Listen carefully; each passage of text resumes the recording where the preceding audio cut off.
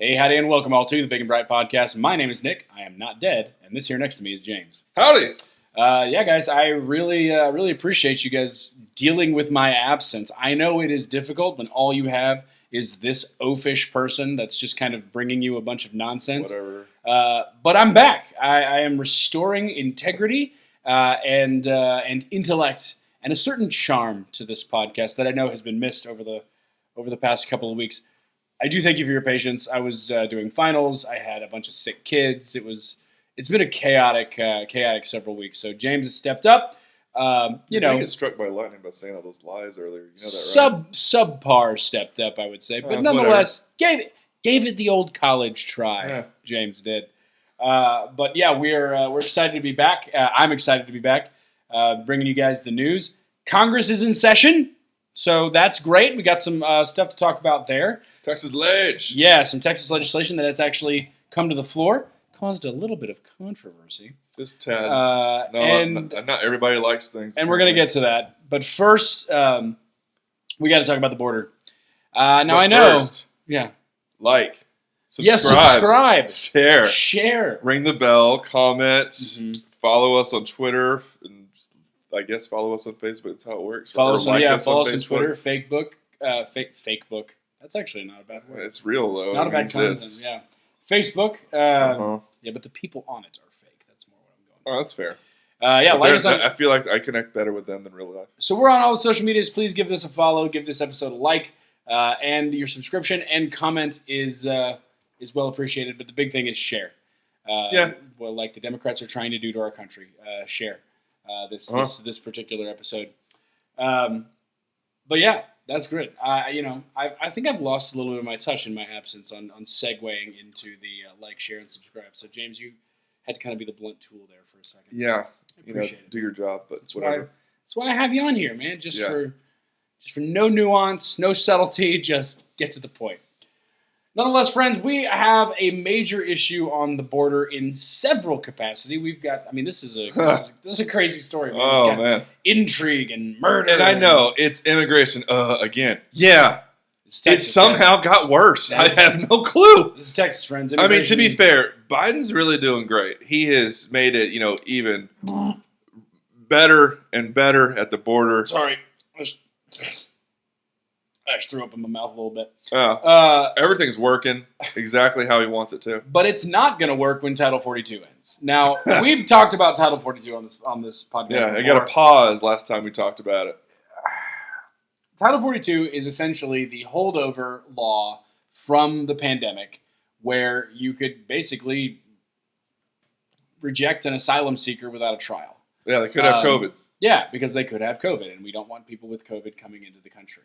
Well, now Title 42 is set to expire, and Biden is not going to renew it. Now, this is a really interesting concept because there are a lot of problems with ending Title 42, which we'll talk about in a second, but it's also important to note this is somewhat of a confession from the United States government that Rona is over. A little bit. Now, I personally think it was over in March of 2021, but apparently, according to the government, it ends in May of 2023. I'm just so glad they could plan it. That's been the great thing about the Rona. It is let you know when it's going to show up, when it leaves, and when you don't have to be worried about it anymore. Like I wish the flu would do the exact same thing Rona is. COVID-19 called the White House and said, "Hey guys, I'm out. Y'all can resume your regular When do you think you should end? Roughly May 11th. Sounds good. Noonish. Yeah, noonish. So about that time, we're going to be eliminating Title 42, which again, as a tacit admission by the government that coronavirus is no longer a situation, which we've been waiting for 2 years now. Yeah. I guess that's fine, but it's kind of a hollow sucker when you consider what this is going to do to the border. So now that we don't have the ability to simply reject asylum claims without a trial, we're going to see a slight, some might say, increase of people at the border. Yeah, just 10K per day. Yeah, estimates are about 10,000 per day. Right now, we have somewhere in the range of 3,000 at the border coming in per day. So many. 3,000, you're probably going to see that increase to 10,000 because the I think Biden I heard administration just isn't going to do anything about that. Yeah, I think I heard somewhere, and I didn't even check the math because I don't care about math. I just think it's a cool stat. Sure.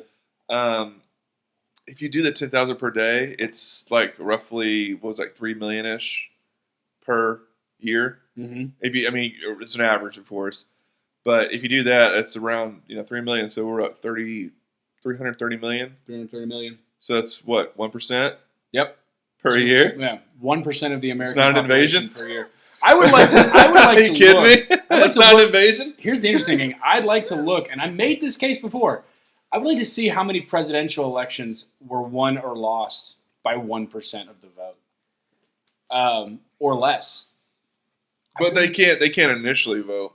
I mean, they have to actually. There's a process, but I mean, some locations they're letting them vote for local stuff. I was gonna say that depends on where you go. Well, it's local, still not national. Yeah, but it's not yet. I get it. Still, there are states where you can go to where you can vote. Now, and this is where, guys, federalism for the win.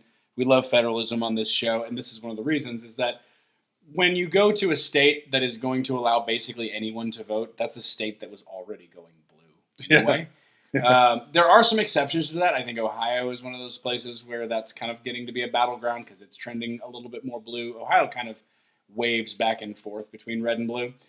Michigan, another one. Minnesota's another one, right? So there are some places where we really Minnesota lately. Okay, that's pretty blue. Well, so Minnesota has a history of kind of moving back and forth. So does Michigan. Swing states, they kind of shift and change. Is that why they're called swing states? Swing states, right? Well, no, but not only do they change between red and blue, but there are places that become swing states that are no longer swing states, and then other states become swing states, right? Kind of how Texas has been going purple a little bit over the years. Did you know that back in early 2000s, Florida was a swing state? What? Yeah. Actually, Florida was a swing state in the early 2000s, in 2012, Florida was a swing state. Was considered a swing state, right? And so, swing states will change. And that's really where you want to look at these policies of who they allow to vote and things like that. But I will say, I mean, this could influence elections, and I don't like to be a conspiratorial person, but I think the Democrats know that. And I think we have this article we're going to share in the description. Here's the way they even explain it. They're trying to minimize it. This is CBS. They say that the reason for the largest illegal immigration population is fueled by crisis-stricken countries like Cuba, Nicaragua, Venezuela. You know how many countries they had to go through? I mean, Cuba maybe, that's fine, but Nicaragua, Venezuela, you had to go through a few countries in order to get to America. So why America? Yeah, why stop in America, right? They've kind of been stricken for a while. Like Venezuela has been under some weird stuff since 2018. And we finally made it. Okay. I thought the people of Venezuela were pro-Maduro. Things were great in Venezuela. It's working. Yeah. So communism.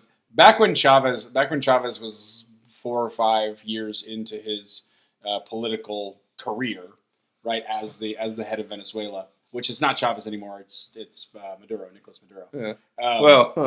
Not illegally, but yeah. But it was really funny. I saw this because I was in high school at the time, and I saw this article that was the happiest countries. Now, of course, this is self-reporting happiest countries. Yeah. And numbers 1 and 2 were Cuba and Venezuela, respectively. And I'm like, I think they might be lying. Yeah, I think they're like, you vote like this. Yeah, but but yeah, that kind of stuff is pretty evident. But yeah, this is a concept of asylum, and I mean we've got a lot of different things. Link in the description. There's an NPR article that insists on using terms like asylum seekers. Right. Well, I mean, and migrants, they keep going to that. It's illegal immigrants. Yeah, it's illegal immigrants, but at the same time, what are you seeking asylum from? Yeah. Because if you're from Cuba or Venezuela, like you said, there's a case, right? There's definitely issues there that you could probably want to seek asylum from. There's probably a lot of political refugees that are coming out of Venezuela and coming out of Cuba. But that's why you have, I mean, from Venezuela to the United States, you've got like 5 countries minimum that you got to go through, right? You can take refuge in any one of those countries. And you chose not to. You could seek asylum in any one of those countries. But you're passing through all of them, going all the way up through Mexico, and seeking asylum in the United States. Now, if you're going to make the case that there are Mexican nationals who are seeking asylum, X to doubt. I'm sorry, but and I know that Mexico's economy is not the best. I know that Mexico's so many Chinese nationals have been caught on the border lately. A lot of Europeans as well. Obviously, then you got the Latin Americans, different countries, whatever. But yeah, it's not as many Mexicans as you think. I get it. That's a brown guy's a brown guy. From your perspective, you see on the news or flash. Like, I get it. It's like, right, you're not taking time. But when you're talking about asylees, Mexico matters. Being Mexican versus being because you're coming to the next country. Yeah. You're like, oh, hey, this cartel thing's not ending. I'm getting the heck out of here. Sure. Yeah. Now, the cartel situation is a big deal. That's how they're getting here, man. There's definitely... They wear armbands. Yeah. They literally wear armbands. And there's definitely a situation where we need to be encouraging the Mexican government to shut down the cartels because they're in league with the cartels. There's a lot going on there. But for starters, if you close the border, you shut down 30% of the cartel's business. Right? If you close the border, a big part of what the cartels do is transport people over the border. Yeah, now. And the other thing they do is they transport drugs over the border. So you shut down the border, you're talking about a massive chunk of the cartel's business. You could bleed them out that way. Yeah. But the Democrats aren't interested in doing that because, of course, these are all asylees. And everybody has a case. That language really matters. An asylum seeker is somebody who is a specific person who is seeking a specific remedy to a specific problem. And that's just not what we're dealing with here, right? You can't be an asylum seeker from the cartels if the cartels brought you into the country. That's not, that doesn't work, right? And so... Hey, what am I supposed to tell him? Oh, he says he's being very mean. Yeah. He's scary. That's a little racist. But... accurate. A little bit. I mean, no, I'm saying it's still an accurate accent, though. Playfully racist. Why not, right? The issue here, friends, is that you've got those two categories, right? You have people who are in Mexico who are claiming asylum. I'm sorry, I don't necessarily believe you, especially if the cartels are the ones that smuggled you over the border. And two, you have the people that are coming from legitimate countries where you need to seek legitimate asylum. Yeah. And they're going up through all of these other countries where they're refusing to seek asylum there. They're going straight to the United States. Right. And I mean, the Biden administration, President Biden administration, sorry, put some respect on it, whatever. It says that it will, it's actually going, since Title 42 is going out, May 11th, Title 8 will take its place. And this policy will increase, as they said, expedited removals. It allows illegal immigrants to be quickly deported and banished for 5 years. Well, I think we have a story later we'll talk about, like maybe that works or not. But it actually apparently makes it requires the U.S. to give preliminary interviews or chance to present their case to a judge. They have to get a case. Now, you can't just turn them away. Sure. Like we've totally been doing the whole time since Biden's been president. Yeah. It's been working the whole time. Okay. And apparently it'll make the interviews would actually make it harder for non-Mexican illegal immigrants to pass. Yeah. Because it would be that issue right there. Now, this is all what's said is going to happen. Title 42 has been in place until May 11th. Sure. How many flipping people have been crossing the border already? I mean, thousands so it's like, okay, you said it's working. If this is working, 10,000 may be a low estimate per day. Did you hear that Karine Jean-Pierre said that we've seen border crossings decrease by 90%? Yeah. She tried to... I think she got questioned about that immediately afterwards, and she had no answer. Where are you getting that number from? If you could shut down the theatrics. Yeah. You mean asking you if you could stop being dramatic, I would tell you that I made those numbers up. Yeah. Out of my rear is where I found them. Nonetheless, and maybe you could present a case for this. We'll see. I don't understand why non-citizens are able to claim legal right to a trial in the United States.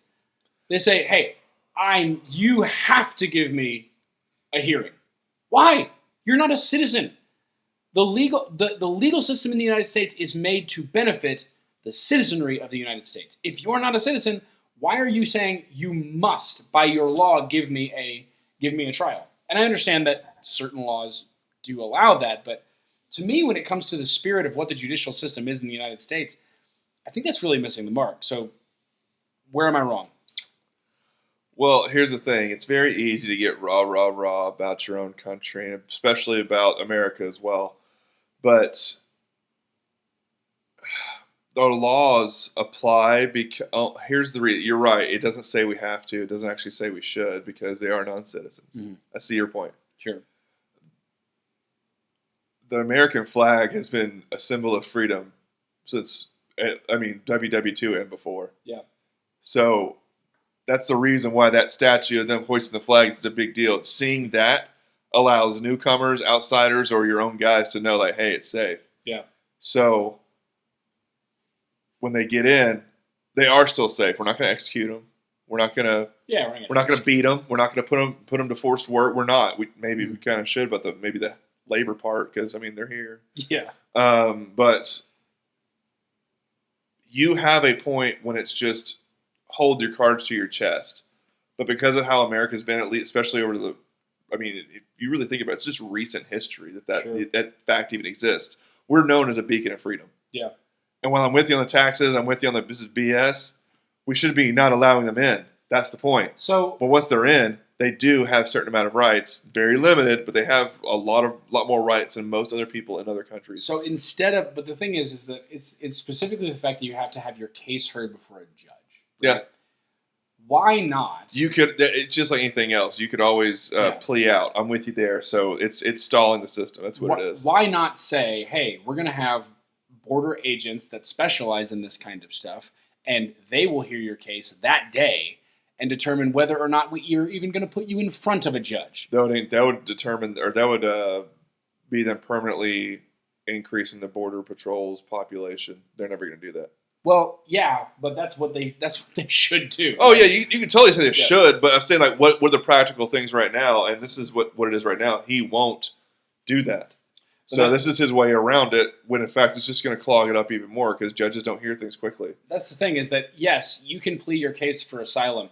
There's nothing in the law that says you have the right to do that. Right. This gives them the right to have asylum. You're right. To do that as a non-citizen, you have the right to plead before a judge. No, if you're not a citizen, then you'll plead before a border agent that we have specialized in this sort of thing, and they will determine whether or not you're going to go before an actual judge. Right? Yeah, I get you, but it's when you asked about the right, whether or not that we should be doing it. I'm with you on maybe we shouldn't be. We should be repelling them. Sure. But once you're in, we can't be like other countries. We have to be the ones that say, "All right, I don't like it. I don't like your reason for being here," because most of the time it is just economic. And I feel for you, but that's not a reason to be in our country. Mm-hmm. Get our visa the proper way, everything else. Yeah. But you do have rights. And I actually don't mind being a part of a country that does that, of saying we still have to give them rights, even though we don't. You're right. They don't deserve it. Yeah. How they got here is by breaking a law. You have human rights, there's a difference between inalienable human rights and legal rights as a citizen. Yes. Right. You should not have the legal right immediately to have asylum. You as a citizen have the right to not be killed. You, as a citizen, have the right to not be sold into slavery when you enter our country, right? Not be abducted and deprived of liberty. Well, unless you're part of the cartel. You, as a citizen, have the right to pursue your measure of happiness, right? Or you, as a human, have the right to pursue your measure of happiness. But nowhere in those inalienable listed rights exists the right to a hearing before a judge for an asylum. That is a right that is allowed to citizens, of which you are not. Yeah, there's already a backlog, like I said, for thousands of cases. So in that waiting period, most have been released in the population.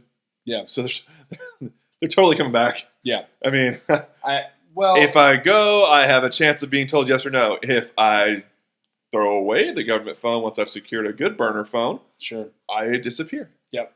But again, I mean, because of this, right, you see that a day after that, the flow of migrants in the U.S. is expected to reach as many as 10,000 per day. Right now, this is according to Franco Ordonez, right? Sure. Who is Ordonez? Yeah. This is one of the correspondents. No, I'm sorry. This is a byline that he provided. Yeah. This is according to the Secretary of the State, I think, right? These numbers. I'm not entirely sure where these numbers come from. That's just the overall. I mean, I have it at CBS as well. It's the Biden administration that's telling us these numbers. Probably the Department of Homeland Security. Yeah, it's probably the no, it's Mayorkas. Yeah, it's Alexander Mayorkas. Right? Oh yeah. Well. So yeah, it's these are credible figures that are saying 10,000 people per day. Yeah, and that's again 3.3 million per year. Right, if it's accurate, of course. That's just hyperbolic. I get it, but still, 3.6 million per year. You're talking about 1% of the population. Well, they're just all sitting over there right now. Oh, well, it's not that big of a deal. It's just 1% of the population. You know who you should ask about that? Lori Lightfoot, right? The currently ousted mayor of Chicago. Yeah. Right? Current mayor, about to be kicked out, mayor of Chicago. He's going to be kicked out and replaced by a male Lori Lightfoot. But nonetheless, she is complaining about 800 people a day being sent. 800 a day. Now, mind you, what we just said, according to estimates, 10,000 a day could be crossing the border. She has 8,000 total, apparently, in the city of Chicago. 8,000 people total. And she's like, we can't handle it.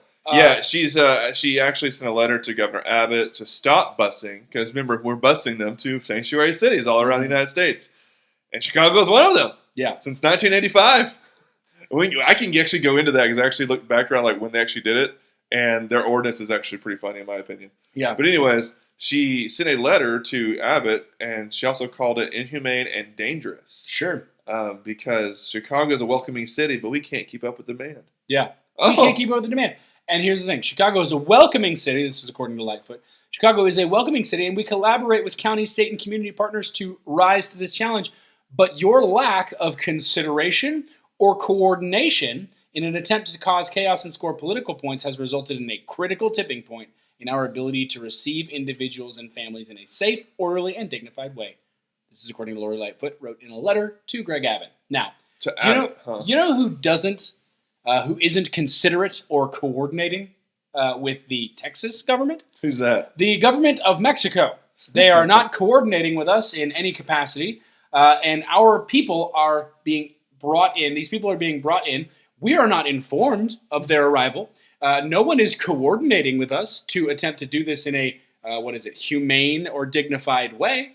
That's not how that works, Lori Lightfoot. So you can sit up there and you can whine and moan about the fact that your city we just can't handle it. Well, what about the people that are crossing our borders and going into places like, El Paso or Brownsville? Oh, no. Those people vote Republican. We don't care about them. I mean, you really want to complain? I mean, I'm seriously. What's real funny is that she blames Abbott, but I'm just going, there's another guy that's passed the buck down to him and made it seem like him. Sure. You know what happens when they come in? They give him basically a list. Where do you want to go? Chicago. So good for you. You've been so welcoming. They picked you. You know, the funny thing is, as I was reading this, I even thought, if Abbott really wanted to be, in my opinion, awesome, but if he really wanted to troll Lori Lightfoot, what he could do is he could write the exact same letter and just change a couple of things and send it to Biden. Yeah. Say like, Texas is a welcoming state, and we collaborate with county, state, and community partners to rise to this challenge. But the lack of consideration or coordination in an attempt to cause chaos, you can eliminate it to score political points, has resulted in a critical tipping point in our ability to receive individuals and families in a safe, orderly, and dignified way. That's different. Abbott writes in a letter to Biden. That's totally different. It's the same. Like, I'm sorry. Then it would be he's scoring political points by writing the letter. Yeah. Because she's totally not. Well, obviously, she's trying to say, like, I was right, but because you're mean. It's like, no, this is the I'm wrong This letter. is obviously a political game between both parties, right? Yeah. On both sides. So, Abbott definitely scoring political points. Yeah. And I think he wins, to be honest with you. Right now, he's trolling the crap out of him. DeSantis sending people to Martha's Vineyard. We're sending people to Chicago. Yeah, we're scoring plenty of political points.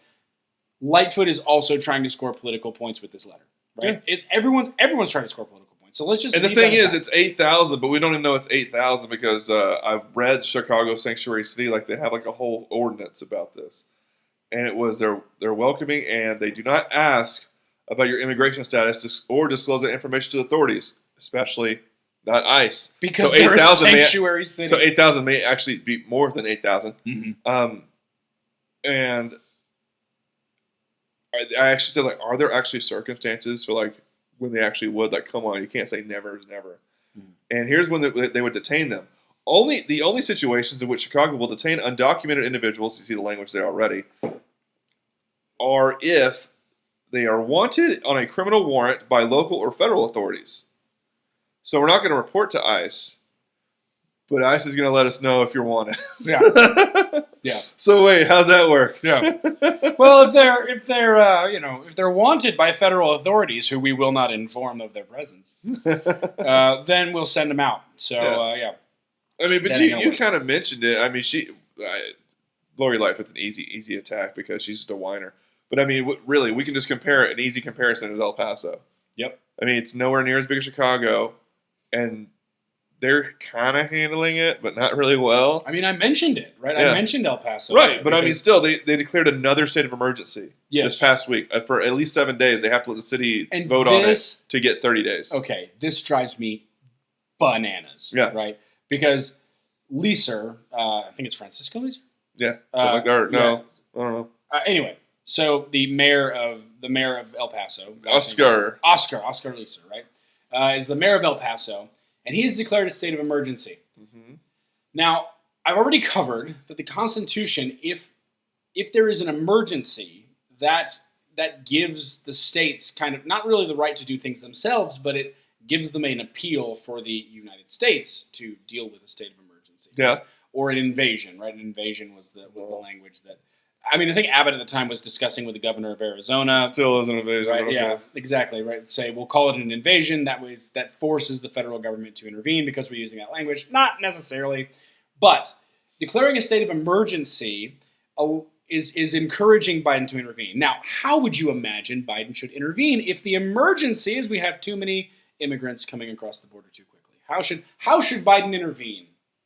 Troops, perhaps, which consequently they are sending troops to the border, which we'll get to in a second. Yeah. Perhaps, maybe, I don't know, a big, beautiful wall, right? The best wall, right? Further border enforcement, right? Something like that. Fund it, maybe? No. What they want is facilities to house these people. Yes. Right? Let's build more hotels. We need more means to house these people that are coming in. And I'm going... No, Oscar Leeser. That's not what you need to be asking for. You're looking at the El Paso Times article. Yeah. Like apparently, but by the way, all these are going to be in the description. But it says there's an estimated 35,000 people on the other side just waiting for May 11th. Like, okay, ring the bell. It's like the opening bell for like a stock market or something. Someone's just standing there going, "Come on in." Yeah, it's the dinner bell, literally, right?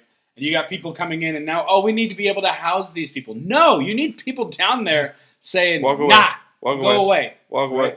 And I mean, you talk about, it's crazy. You talk about the way that you guys have people like Oscar Leeser treating the situation. Hey, we could really use some help here. We're having thousands of people cross the border a day. To the way Lori Lightfoot deals with it, which is, I'm just going to whine and moan because I've got 800 people coming every single day. Well, she had the luxury of not being a border state, so you can talk about it in theory all you want to. It's just like a lot of people who smell their own farts. Yeah. A lot of the Ivy Leaguers, they talk about all these things about people in the middle. Sure. And they think they know what they're talking about. Mm-hmm. It's like, they don't live there. I'm sorry, you just don't live there at all. There's a reason why people interview the spouse of someone who possibly was shot in action or had cancer. They have an experience that you don't know about. You can talk about it high-minded all you want to. There's a reason people care. It's, in fact, a lived experience. Yes, right? A real lived experience. Which you can't deny, right? You can't deny someone's lived. But even still, with even the mayor, he recognizes the problem. He is a Democrat. He's doing state of emergency. But he's still not enforcing immigration law. Mm-hmm. It's like, okay, so there's a problem, but you have a switch. Yeah, I can't flip it on because then Biden will get mad. So I can pretend to yell at Biden, but offer yourself no help. And El Pasonians, I think that's how you say it, are suffering the consequences. El Pasions. Friends, there's a reason why we don't talk about New York crime statistics on this show. There's a reason we don't talk about Los Angeles crime statistics on this show. There's a reason why we don't talk about issues that affect Canadians on this show. Why is that? Because we are not from New York, nor Los Angeles, nor are we Canadian, by the grace of God. Yes.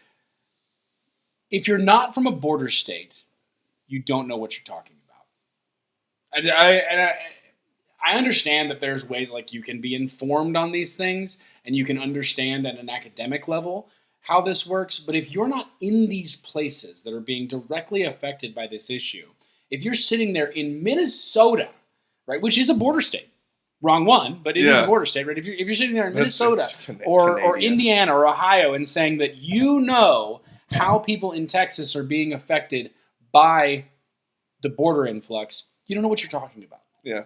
I'm sorry. Especially you, Lori Lightfoot. Well, this is one of those things like, because you hear that a lot for different things of you don't know because you haven't experienced. And some things you're right, but this one is one of those big ones of, see how you're complaining about this long of the immigration issue in front of your face? Try living in it. Yeah. And you still want to enforce it because you want to feel good. Yeah. Like, well, we don't feel good. This sucks. Well, and farmers can't even touch them. Like when you see them, just let them go across your land. And beyond that, if you don't understand people who are in El Paso and what they have to go through, if you don't understand the situation that happened in Cleveland recently, Cleveland is a little town that's just north of Houston. Yeah. That recently had somebody go in and shoot 5 people. Yeah. Right, 5 people that are like at his neighbor's house. Yeah, he was the neighbor. Yeah. If you didn't know, he was shooting his gun. The guy asked him to stop shooting it because it was around midnight to shoot on the other side of the house. And the guy came over promptly and started shooting his rifle at the family. Shooting 5 of them. With an AR-style rifle. Yeah. I hate that. AR-style. He was found like 20 miles away. Like they took like 5-6 days to find this guy. It's either an AR or it ain't an AR. Right? Whatever. But the issue here is that the media will say, oh, this is about guns, right? No. This is about guns. No, this is about the fact that this dude had a rap sheet as long as my arm. Yeah. And was a known illegal immigrant, was in the country illegally. Deported 4 times. Was never, and we didn't move him back. We didn't deport him back. Yeah. And now 5 people are dead, and you want to talk about the gun. Yeah. Right? Because you don't know what you're talking about. You don't live, and again, I don't want to say you don't live the experience, but you don't live in these areas where these things happen. You're not directly affected by them, so you're perfectly happy to just talk about them in your sort of hoity-toity mansion up there in Chicago, Lori Lightfoot. And not for long. Well, voters had something to say about that. Yeah, they're going to bring in another Lori Lightfoot. But basically, but you don't get it, right? And you're saying, well, this is about guns. It really isn't. It's really not. Isn't. It's this is about the fact that we have people that have no business being in this country that should have been expelled from this country long ago, and they're just left to sort of roam about the streets and do the things that we know they're going to do. And this CNN article that we're talking about the shooting is, again, in the description. It says, like, it claims that this guy's immigration status is unknown. Does he have an ID or a green card? Yeah. Then I think we know it. Yeah, then we know it. I think we have an idea. When you say immigration... But it's also unsure when he came back. Like that, to me, it tells me, for some reason, because my brain just works in a contrarian way. Also... interesting point. If CNN says immigration status unknown, they're illegal. Yeah. Because if they're legal, that's nope. We know. We got the documentation right here. It's a legal United States citizen. It's about the gun. Exactly. But yeah, if they say, "Oh, we don't really know," they're illegal. Yeah, they don't. But like again, I was saying they don't know when he came back because he's done this 4 times. And This is like the 5th time he's back in America. Sure.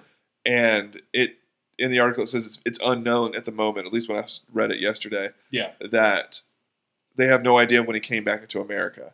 So my contrarian self tells me, so was it during Biden? Yeah. Is that why you can't mention the year? Well, again, CNN's reporting it that way. That's what makes me think that, like, was it because it was like past 2021 is why you won't tell us when he came back in the United States? But there are two narratives that are being put out there about this particular individual, and none of them involve his immigration status. There's one is it's about the gun, and there's 2 they're just poking at Greg Abbott for something he said regarding the actual interview. I mean, right? He's talking about the victims, right? He's saying all the victims are illegals. Apparently, there was one that actually is a legal resident. So 80%, close enough. Yeah, and the point is that in this statement, it is clear what Abbott is trying to do. Now, did Abbott say anything? Did Abbott say this correctly? No. What Abbott should have said was he should have just stuck to the offender, right? He should have said, "Listen, the offender's illegal. That's all that matters here, right? There are 5 dead people because we didn't get this guy out of the country." But again, he's shooting 80%. That's pretty good. No, it's Well, not, only one was illegal You just or should have legal. left that out of the equation. I think it's an important factor. That's not okay. This is why you talk. This is why you're a lawyer, and I enjoy. I'm just not saying, a politician. it's not wrong. Except for 20% wrong. From a political perspective, when it comes to immigration status, it is best to leave the victims out of it. Period, because they're the victims, and we need to focus on the fact that they're the victims of this crime, and the offender shouldn't have been there. But as it happens, what he said was the offender was illegal, and all of the victims were illegal, and that was incorrect. Right? There was one of them was actually a legal resident of the United States. And that's all that the media wants to talk about, is that he got that particular issue wrong. I'm sorry, those 5 people are dead because we didn't get this illegal, the offender, out of the country when we knew we should have. Yeah, but again, he's only 20% wrong, so. Doesn't matter, you shouldn't have said it. That was a dumb... and I'm not saying like he's evil for saying it. That's just a dumb thing to say, and I understand that when you're a politician, you're always in front of the cameras, you're going to say things that... Well, that was a tweet. That was a tweet. Yeah, okay. He had time. Tweet's a little different. Copy, paste, send. Everybody tweets. I mean, here's the thing. I've sent text messages and tweets that I've been like, as I hit send, like, I probably shouldn't have sent that. Oh, right? Too late now. But nonetheless, yeah, you really should have focused on the offender here and not the victims. If that's, I think it was like $80,000 for like the tip. The person actually, he was found like 20 miles away, like I said earlier, under some clothes in a closet. You know, kind of coward style, like Saddam Hussein. But they found him, and he's alive. And so, all right, this person's probably gonna get $80,000 for leading the tip. Like, hey man, he's over here. Yeah. And now the big question is, what are you gonna do with this guy? Yeah. Right? What are you going to do with this guy? Because, well, you can't be legally tried in the United States. I know. It's worked before.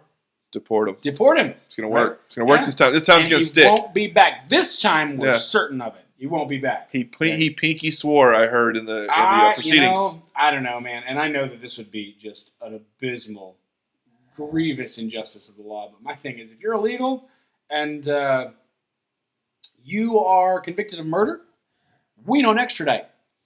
So, you committed murder here in the United States, and now you get the United States legal system to deal with, right? But it's still tax money. Yes. How much they coming in? Hey, man, I'll personally foot the bill for this dude, right? I'll personally foot the bill to put this dude on. I mean, you killed 5 people, you scumbag. How much is some lumber and a rope? Well, again, I'll foot the bill. I'll buy it, right? Nonetheless, I mean, this is one of those things that when you hear about these things, when you hear about these shootings, when you see the crisis that's at the border, and you think you know what you're talking about, you don't live the experience of the people that live in these border states. I'm sorry, you can't tell me that I'm not allowed to talk about abortion because I'm a man, but you're allowed to talk about immigration when you don't live in a border state. That doesn't jive. That doesn't work. I don't see those two as being equal at all anyways. I mean, abortion you can read about a lot more, especially what's happening when you're doing the actual action. Sure. Illegal immigration, it's just like, no. We have a responsibility to keep our country. It's pretty simple. Yeah. And so why would you be on their side? Sure. Well, you're just racist. Why do you always go to the go-to? Well, you're racist. Well, this should shut down the conversation. No. Not anymore. That he's actually trying to do some political stunt here, and he's actually going to send, like you kind of said earlier, alluding to it, 1,500 troops to the border before because it's Title 42 is ending. They'll be there for around 90 days. They'll apparently help administratively, not actually Border Patrol, to allow Border Patrol to do their job and that all the paperwork be held by the Army. Sure. So this is something Obama did too, but the border kept having people come over. You remember when Trump sent troops to the border? Xenophobic, yeah. Yeah, and it was a xenophobic move. It was a totalitarian move. Well, that's what Bob Menendez, he's a New Jersey senator, that's what he had to say. There's already humanitarian crisis, I'm quoting him directly here, in the Western Hemisphere, and deploying military personnel only signals that migrants are a threat that require our nation's troops to contain. Okay. True. Fact check. We have something we need to contain, so I'm fine with that. We agree. But I just know that it's Biden, and it's just for a political stunt to try to show somehow middle of the ground Republicans like, okay, he's trying. Here's the other thing. He's not. Here's the other thing that Peter Ducey, not all heroes wear capes, friends. Peter Ducey asked of Karine Jean-Pierre when he said, "Hey, you said that since Biden the border crossings have decreased 90%. Why are we sending troops to the border if that's the case?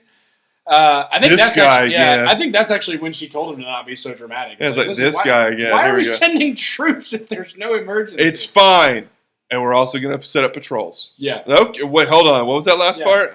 Why It's you fine. It's fine? Yeah, you heard The me. last part was it's fine. Next question. No, next question. Yeah. Nonetheless, friends, that is the situation. And I know this is a long border episode. We're going to get to other topics here in a second. But It's so much, but that's how. See, that's why when you hear the simple thing of "Are you pro or anti-immigration?" That's such a small sentence. What are you talking about? Yeah. That's that small thing. Because trust us, we tried to speed it up as much as we could. Sure. That small little tangle. That's just this week. Yeah. That's just what's going on in that complicated issue of the border. And the easiest thing is, hey, how about we stop the flow, and then let's start seeing what we can and can't do. Yep. But we can't see what we can and cannot do when the flow just keeps on coming. It's like trying to fix your pipes and you left the water on. No, you can't do that. Again, semantics is everything, friends. And just like what you said, right? Are you pro or anti-immigration? Yeah. Everybody's pro-immigration. I'm pro-immigration. I'm pro-legal immigration. Yes. And I believe that legal immigration, frankly, should be more difficult than it is in the United States. But they don't phrase it that way on purpose. Right? But I am not pro-illegal immigration, right? I'm not pro that, right? And not all of them are victims. yeah, exactly. They're not. But they say, well, are you pro? If you're not allowing for illegal immigration, then you're anti-immigration. No, that's not true. That's not what it is. Nonetheless, friends, we are going to be keeping our eyes on this. We might see some legislation pop up here in the recent future. There's been talk about putting together some sort of legislation that might help with the border crossing issue. I don't know how because it's a national issue, but or a special session. Yeah, they're trying to, but you might see some activity there, and we'll be there to report it when it does. Nonetheless, there are special session from us. From us? Yeah. Yeah, maybe. There you go. I mean, I'm waiting for Ab to go. All right, I give him a few tries, guys. Let's do it. See what happens. Yeah. Well, why not? Distract him because he's already distracted anyways. But distract him during a political year. Maybe. That's why not? Abbott ain't running. Yeah. Well, Well, he can't. Yeah, be quiet. Be nice. Be nice. Let's get